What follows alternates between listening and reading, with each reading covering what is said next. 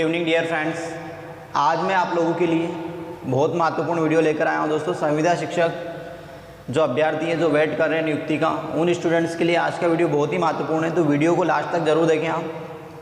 अब देखिए, आज जो मैं बताने वाला हूं आपको कि संविदा शिक्षक में किन वर्ग के कितने कैंडिडेट को नियुक्ति दी गई है और कितनी पोस्ट खाली है। इसके लिए मैंने पूरे सभी कैटेगरी के एक एक वर्ग और एक एक कैटेगरी का डाटा एनालिसिस किया है।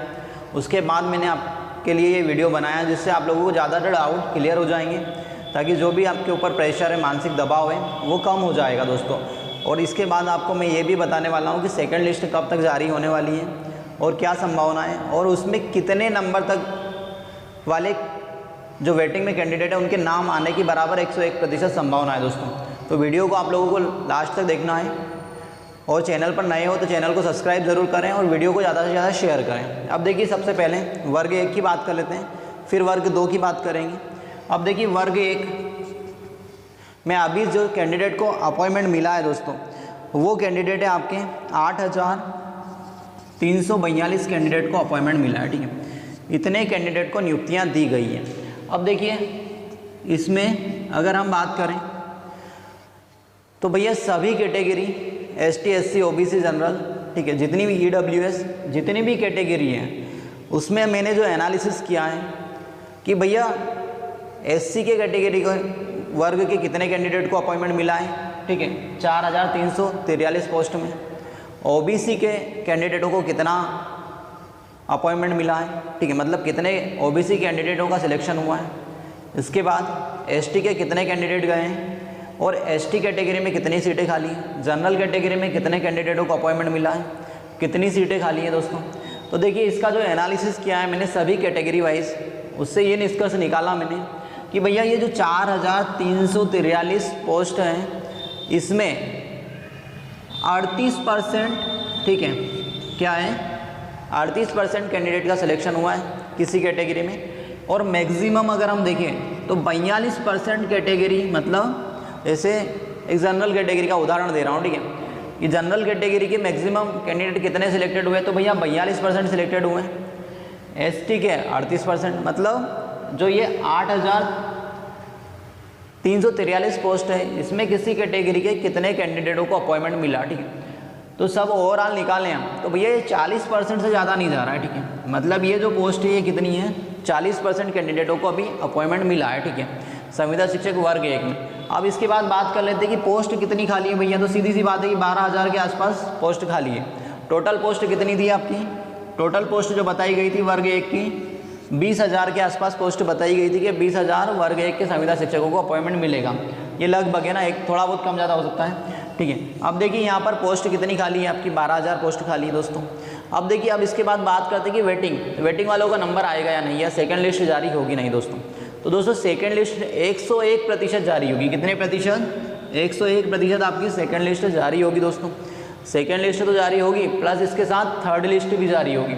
थर्ड के बाद फोर्थ लिस्ट भी जारी होगी दोस्तों, मतलब 4 लिस्ट तक जारी होगी यहाँ पर वेटिंग वालों की।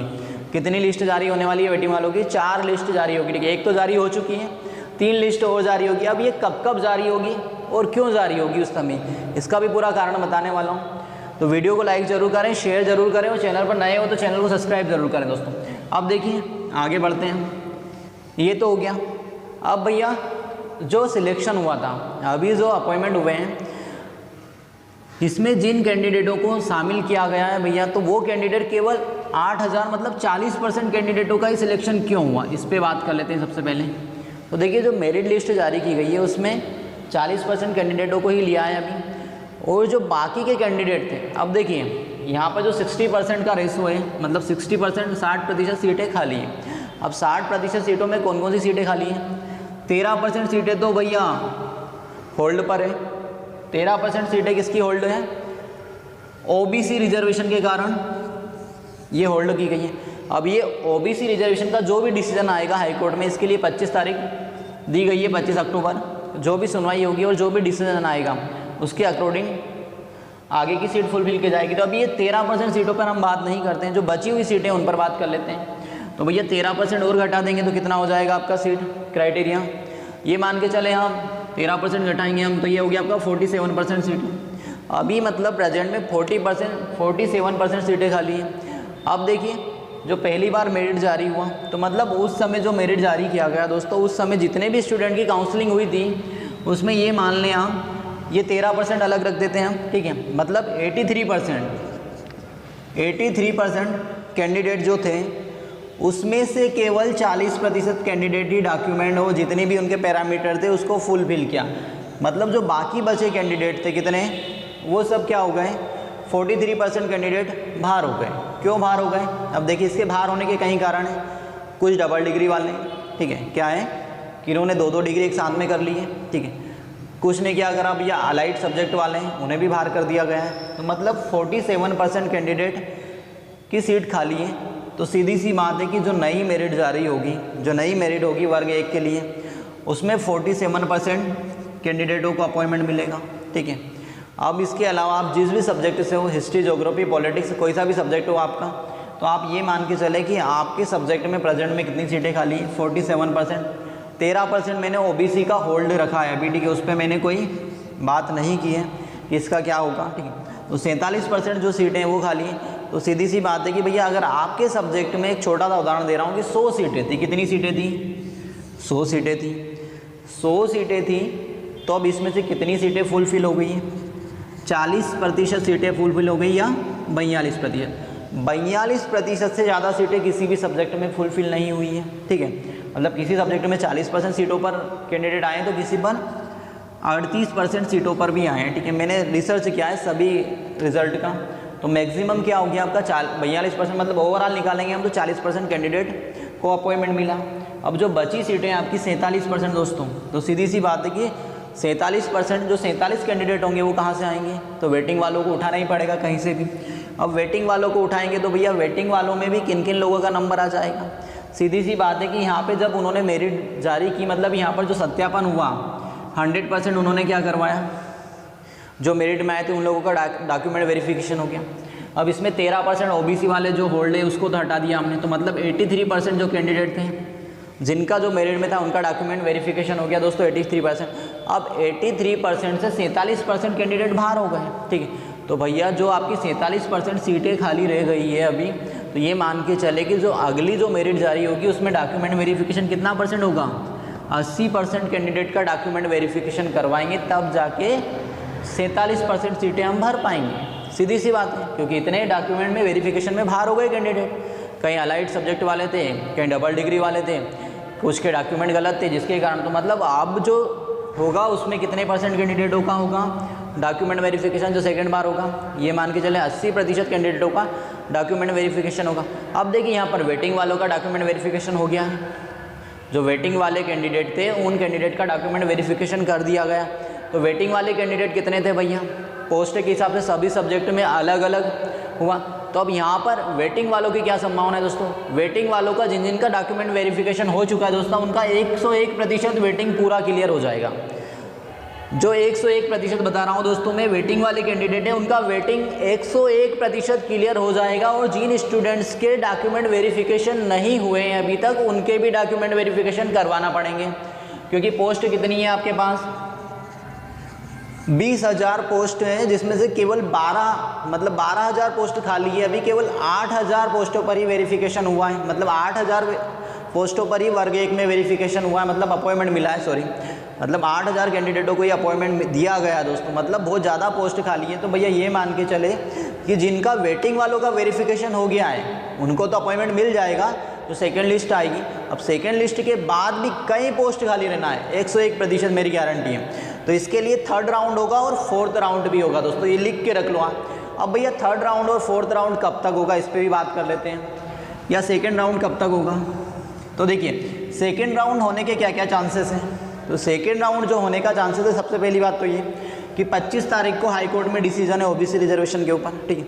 अगर 25 तारीख को डिसीजन आ जाता है, ठीक है, तो भैया ओबीसी के 13% होल्ड किए, इस पर जो भी डिसीजन आए, ठीक है, इस पर मैं कुछ नहीं बोल सकता। जो हाई कोर्ट कहेगी भैया जनरल को फ़ायदा देना है, मतलब अगर ओबीसी को रिजर्वेशन दिया नहीं मिलता है तो सीधी सी बात है जनरल कैटेगरी वालों को फ़ायदा मिलेगा, और ओबीसी को 13% रिजर्वेशन मिल जाता है तो सीधी सी बात है कि ओबीसी वालों को फ़ायदा मिलेगा, जनरल वालों को घाटा हो जाएगा। तो ये डिपेंड करेगा हाई कोर्ट के डिसीजन के ऊपर। अभी मेरा इस पर कुछ स्पष्ट मत नहीं है, ठीक है, ये जो भी हाई कोर्ट बताएगी है ना, नहीं तो आप कमेंट करें कि सर आप कैसे बोल सकते हो कि ओबीसी को मिलेगा या जनरल को नहीं मिलेगा। ये भैया डिसीजन आएगा उसके बाद की बात है, ठीक। तो अब यहाँ पर क्या हो गया, ये हो गया आपका, ठीक है, 13%। अब जैसा भी डिसीजन आए उसके बाद सरकार क्या करेगी, फिर से प्रोसेस स्टार्ट करेगी। अब देखिए अगर डिसीजन नहीं भी आता है तो यहाँ पर 25 तारीख के बाद कभी भी सेकंड लिस्ट जारी हो सकती है। 25 तारीख के बाद कौन सी जारी लिस्ट हो जाएगी दोस्तों, सेकंड मेरिट लिस्ट। इसका जारी होने का सबसे बड़ा कारण क्या है, इसका सबसे बड़ा जारी होने का कारण ये है दोस्तों कि 30 तारीख को एमपी में वोटिंग है। कब है, 30 तारीख को एमपी में वोटिंग है, कुछ विधानसभा की सीटों पर और एक लोकसभा की सीट पर। तो भैया सरकार कहीं ना कहीं ये चाह रही है कि ज़्यादा से ज़्यादा वोट उसको मिले, तो सरकार के ऊपर ये दबाव है। तो भैया 30 तारीख के पहले बराबर आपकी सेकंड मेरिट लिस्ट जारी करने की 101% कोशिश करेगी दोस्तों। अब भैया गलती से अगर हम मान लें कि 30 तारीख के बाद मतलब 25 तारीख के बाद 25 से 30 तारीख के बीच में मेरिट जारी नहीं हो पाती, सेकंड वाली सेकंड जो फाइनल मेरिट लिस्ट है वो जारी नहीं हो पाती है, तो फिर ये दिवाली के बाद जारी होगी, मतलब 10 तारीख के बाद जारी होगी दोस्तों, ठीक है। सेकंड मेरिट कब जारी होगी, 10 तारीख के बाद, ठीक है। 10 तारीख के बाद सेकंड मेरिट लिस्ट बराबर जारी हो जाएगी दोस्तों। तो जो भी वेटिंग में है उनका बराबर या तो 25 तारीख के बाद मेरिट में नाम आ जाएगा या 10 तारीख के बाद मेरिट में 101% नाम आ जाएगा दोस्तों। अब देखिए इसके बाद आगे बात करते हैं कि थर्ड राउंड की क्या संभावना है। ये तो सेकेंड राउंड हो गया। अब देखिए थर्ड राउंड में क्या होगा दोस्तों, सीधी सी बात है कि जिन लोगों का सेकंड में वेरिफिकेशन हो गया था, मतलब जो सेकंड मेरिट में आने वाले हैं और जो स्टूडेंट वेटिंग वाले हैं उसमें से भी 50% स्टूडेंट बाहर हो जाएंगे। तो 50% स्टूडेंट बाहर हो जाएंगे जिनके डॉक्यूमेंट के कारण, अलाइड सब्जेक्ट के कारण बाहर होना ही है, क्योंकि अभी भी बाहर कर दिया है उन्होंने, ठीक। जो फर्स्ट मेरिट लिस्ट जारी हुई तो उसमें भी ये मान के चले कि 50% स्टूडेंट बाहर हो जाएंगे, सेकेंड वेटिंग वाले भी, ठीक है, डॉक्यूमेंट के कारण बाहर हो जाएंगे। तो अब भैया फिर भी सीट खाली रह जाएगी। फिर इसके बाद आएगी थर्ड मेरिट आपकी। थर्ड मेरिट में भी वही होगा कि 50% स्टूडेंट अंदर होंगे, 50% बाहर हो जाएंगे। फिर इसके बाद आएगी फाइनल मेरिट, मतलब लास्ट मेरिट जारी होगी, फोर्थ मेरिट। अब देखिए दोस्तों ये जो 3 मेरिट है ये कब कब जारी होगी, तो सेकंड का तो मैंने बता दिया कि मतलब ज़्यादा से ज़्यादा आप मान के चलें ये 25 अक्टूबर के बाद कभी भी जारी हो सकती है सेकंड मेरिट। फिर इसके बाद कब जारी होगी, 25 को नहीं हुआ तो फिर 10 नवंबर के आसपास जारी हो जाएगा। अब थर्ड मेरिट कब होगी वो दोस्तों, तो अब देखिए थर्ड मेरिट के लिए थोड़ा टाइम ज़्यादा बढ़ जाएगा। थर्ड मेरिट के लिए टाइम क्यों बढ़ेगा, पहली प्रोसेस स्टार्ट होगी, फिर से डॉक्यूमेंट वेरिफिकेशन होगा, जो सीट खाली रहेगी डॉक्यूमेंट वेरिफिकेशन होगा, मतलब ये जो थर्ड मेरिट जारी होगी दोस्तों इसमें 6 महीने के आसपास का समय लग जाएगा।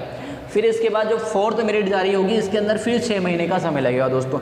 मतलब जो आपका अपॉइंटमेंट मिलेगा सेकंड मेरिट वालों को तो जल्दी मिल जाएगा, मतलब अगले 1-2 महीने में, मतलब इस महीने में मिल जाएगा, अक्टूबर में या नवंबर में मिल जाएगा सेकंड मेरिट, मतलब जो वेटिंग वाले हैं उन्हें। और जो फिर थर्ड और फोर्थ राउंड की जो काउंसलिंग होगी दोस्तों उसके लिए आपको 2022 से 23 क्या टाइम लग जाएगा, 2022 से 2023 तक सारी सीटें फुलफिल हो जाएगी दोस्तों। अब ऐसा क्यों बोल रहा हूँ मैं, क्योंकि जब भी संविदा शिक्षक की नियुक्ति होती है तो उसमें 2 साल लगते हैं। पूरी 100% सीटें भरने में कितना समय लग जाता है दोस्तों, 2 साल का समय लग जाता है। इसके पहले की वैकेंसी की बात करें भैया 2011 में जब सरकार ने निकाली, मतलब 2011, 12, 13, 14 तक उसकी नियुक्तियाँ मिली, ठीक है, मतलब 12 में मिली, 13 में मिली, 13 लास्ट तक उसमें अपॉइंटमेंट मिले, ठीक। तो मतलब इतना लंबा प्रोसेस उस समय चला था जो काउंसलिंग था, वो तो सीधी सी बात है इस बार भी चलेगा। और इसके पहले की अगर बात करूँ मैं, इसके पहले जो अपॉइंटमेंट हुए थे उसमें भी यही हुआ था कि काफ़ी लंबा प्रोसेस चला था। मतलब जब भी अपॉइंटमेंट मिलता है संविदा शिक्षकों को तो 2 साल तक उसकी काउंसलिंग चलती है और चलेगी से, क्योंकि इसका 101% मेरी गारंटी क्यों है दोस्तों, क्योंकि इसमें सीटें सबसे ज़्यादा होती है और इसमें राउंड होते हैं, ठीक है। तो 4 काउंसलिंग बराबर होगी दोस्तों। अब देखिए वर्ग 2 की बात कर लेते हैं। वर्ग 2 में क्या क्या संभावना है, वर्ग 2 में किन किन कैंडिडेट का सिलेक्शन होने वाला है। अब वर्ग 2 की बात कर रहे हैं तो वर्ग 2 में भैया ज़्यादातर सीटें खाली हो जाएगी, सभी सब्जेक्ट में ज़्यादातर सीटें खाली हो जाएगी। क्यों खाली हो जाएगी, क्योंकि यहाँ पर क्या हुआ है कि कुछ कैंडिडेट वर्ग 1 में भी क्वालिफाई करें और वर्ग 2 में भी क्वालिफाई कर गए। तो भैया जो वर्ग 2 में क्वालिफाई, मतलब वर्ग 1 में क्वालिफाई कर गए, वो वर्ग 2 की जॉब छोड़ देंगे और किस में आ जाएंगे, वर्ग 1 में।